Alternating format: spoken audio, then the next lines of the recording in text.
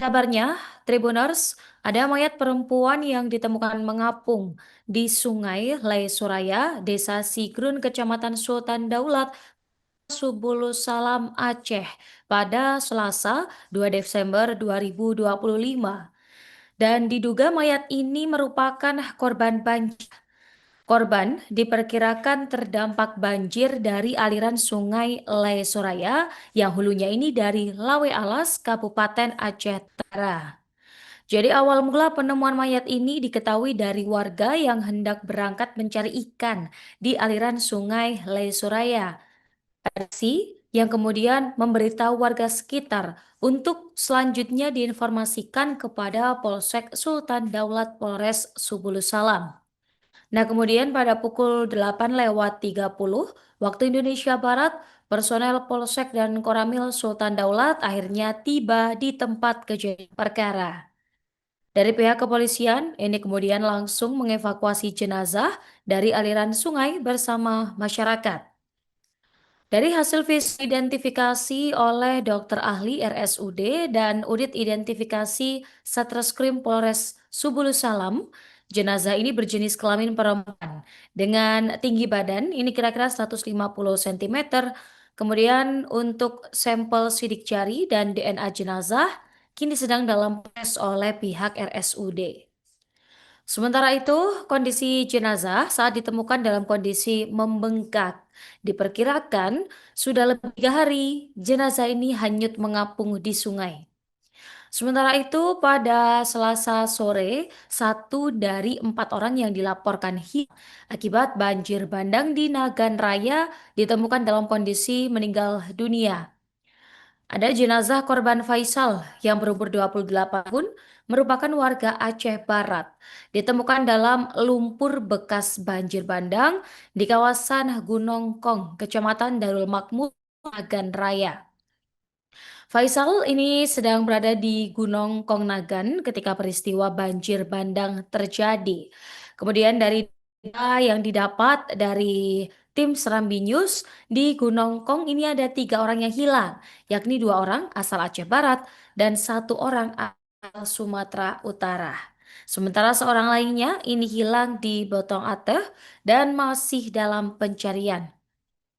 Banjir bandang menerjang jalan raya ini terjadi di 3 kecamatan yakni Botong Atuh, Darul Makmur dan juga Tripah Makmur. Untuk kondisi terparah ini ada Kecamatan Botong Atuh yang menyebabkan 250 rumah hancur dan rusak. Hingga per Selasa, dari BNPB mencatat untuk meninggal dunia akibat bencana banjir dan tanah longsor di Provinsi Aceh, Sumatera Utara, dan juga Sumatera Barat pada sore hari. Di data ini mencapai 708 jiwa. Nah, Tribuners, memang bencana yang cukup dahsyat ini menimbulkan berbagai pertanyaan ya di kalangan publik. Terkait dari mana penyebab utamanya hingga dugaan pemicu bencana hingga menyebabkan jatuhnya banyak korban. Ada beberapa organisasi aktivis lingkungan yang cukup menyoroti tentang bencana ini. Mungkin kalau Tribun News tahu, ada yang sudah mengikuti mungkin Greenpeace dan juga Walhi. Nah, ternyata Greenpeace ini sudah memprediksi adanya bencana ini sudah semenjak 10 tahun lalu, Tribuners. Manajer kampanye iklim dan energi Greenpeace Indonesia, Iqbal Damanik, yang menyebutkan bahwa pihaknya ini sebenarnya sudah memprediksi tentang potensi terjadinya banjir bandang dan tanah longsor di Pulau Sumatera. Akan tetapi, oleh Iqbal, meski sudah memberikan peringatan dari Greenpeace Indonesia, ini tidak pernah didengar oleh pihak yang seharusnya bertanggung jawab. Hingga akhir November 2025, ini menjadi periode kelabu bagi Indonesia. 3 provinsi di Pulau Sumatera, yaitu Sumatera Utara, Sumatera Barat, dan Aceh, dilanda banjir dan tanah longsor. Memang akibat dari peristiwa ini tercatat ya sudah ada lebih dari 200 orang tewas, kemudian ratusan lainnya luka-luka dan juga ribuan ini ya pemirsa, kemudian banyak yang hilang. Awalnya Iqbal ini mengatakan bahwa Greenpeace Indonesia turut berduka atas bencana ini. Kemudian ia mengungkap bahwa Kejadian ini sebenarnya sudah diprediksi sejak 10 tahun lalu, apalagi mengingat semakin rusaknya ekosistem di Batang Toru. Iqbal ini juga mengungkapkan suara hatinya begitu ya sebagai aktivis lingkungan, yakni betapa menyedihkannya ketika kejadian buruk ini berulang bencana yang sebenarnya sudah diprediksi ternyata benar-benar terjadi. Menurutnya, bencana yang sebelumnya sudah diprediksi dan akhir terjadi, ini seperti ya musibah banjir bandang di Sumatera disebabkan oleh sikap denial atau enggan mendengarkan peringatan dari ilmuwan begitu. Dan bagian yang paling menyedihkan ini menjadi seorang aktivis lingkungan, tutur Iqbal, salah satunya adalah ketika ada sesuatu diprediksi ini menjadi kenyataan. Karena memang mereka ini selalu memikirkan tentang bagaimana bencana ini terjadi dan ketika bencana ini terjadi pasti banyak korban yang jatuh. Ia menilai pemerintah ini tidak mau mendengar peringatan tersebut lantaran lebih mementingkan aspek ekonomi. Iqbal ini lantas memaparkan ada dua penyebab utama dari bencana ekologis banjir bandang dan tanah longsor yang melanda di tiga provinsi di Pulau Sumatera. Jadi yang pertama penyebabnya adalah memang cuaca ekstrim. Akan tetapi cuaca ini juga harus diakui terjadi karena ada kegagalan pemerintah dalam mengantisipasinya. Kemudian penyebab kedua ini adalah kondisi ekologis yang memang sudah rusak. Nah, dengan dua penyebab ini, Iqbal mengibaratkan terjadinya banjir bandang dan juga tanah longsor di Sumatera ini seperti peribahasa sudah jatuh tertimpa tangga. Sebab peristiwa ini terjadi karena sudah ada hujan ekstrim dan karena krisis iklim juga, ditambah pula dengan rusaknya ekologi sekitar. Kemudian ada juga pemirsa sebuah fakta ini disampaikan oleh WALHI atau dikenal dengan Wahana Lingkungan Hidup Indonesia. Sebelumnya memang kita ketahui ya bahwa isu kerusakan lingkungan ini mencuat di balik bencana banjir dan longsor yang menerjang Aceh, Sumatera Utara, dan Sumatera Barat.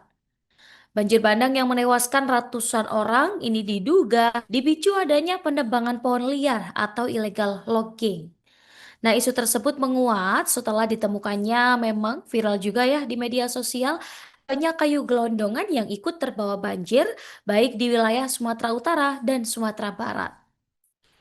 Bupati Tapanuli Selatan, Gus Irawan Pabu, ini sempat mengeluhkan adanya pemberian izin penebangan pohon di wilayah Batang Toru.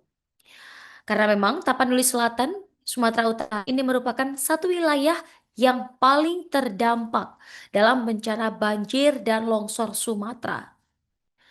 Gus Irawan mengatakan bencana banjir dan longsor menerjang wilayahnya.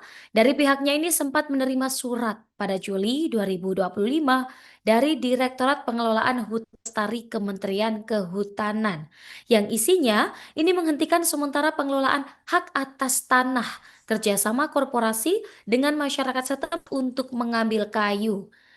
Namun belakangan ternyata izin tersebut dibuka kembali sekitar Oktober 2025.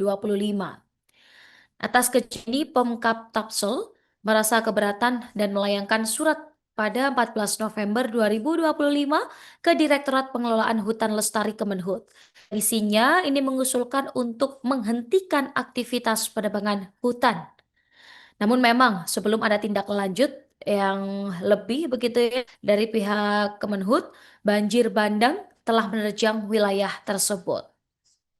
Nah, menyikapi hal ini, Kementerian Kehutanan melalui Dirjen Pengelolaan Hutan Lestari, Laksmi Wijayanti, membantah dari pihaknya ini yang membuka izin penebangan pohon pada Oktober lalu di wilayah Tapan Selatan. Laksmi menegaskan bahwa informasi ini tidaklah benar. Menurutnya, dari Menteri Kehutanan ini pada Juni lalu sudah memerintah untuk melakukan evaluasi menyeluruh terkait layanan sistem informasi penata usahaan hasil hutan. Laksmi juga menerangkan terkait PHAT di wilayah Kabupaten Tapanuli Selatan, ini belum ada satupun PHAT di wilayah ini yang diberikan akses SIPUHH sejak Juli 2025. Nah, meski begitu, Laksmi ini membenarkan bahwa Bupati Tapanuli Selatan mengirimkan dua surat, yaitu pada Agustus dan November 2025. Selanjutnya, Laksmi menyampaikan memang terjadi kegiatan ilegal di kawasan PHAT Tapanuli Selatan.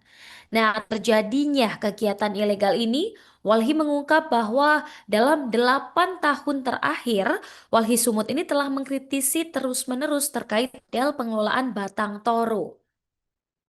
Direktur Eksekutif Walhi Sumut, Riandra, ini mengatakan wilayah yang paling kritis ini adalah Tapanuli Selatan, Sibolga, dan Tapanuli Selatan yang hulunya ini ada di ekosistem Batang Toru.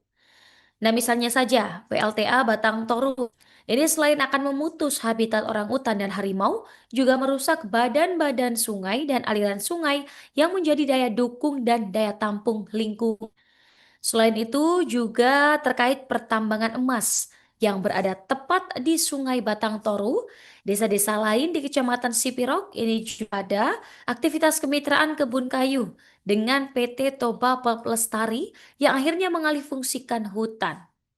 Nah, semua aktivitas ini eksploitasi ya dilegalisasi oleh pemerintah melalui proses pelepasan kawasan hutan untuk izin melalui revisi tata ruang. Sudah apa yang terjadi di Sumbar, manajer riset Walhi Sumbar, Andre Bustamar mengatakan bahwa bencana di Sumatera Barat ini diakibatkan akumulasi krisis lingkungan karena gagalnya pemerintah dalam melakukan pengelolaan sumber daya alam. Fenomena tunggul-tunggul kayu yang hanyut terbawa arus sungai menunjukkan adanya aktivitas penebangan di kawasan hulu daerah aliran sungai. Yang hal ini menurut Andre memperkuat dugaan praktik eksploitasi hutan ini masih berlangsung dan menjadi penyebab langsung meningkatnya risiko bencana ekologis. Download Tribun X sekarang, menghadirkan lokal menjadi Indonesia.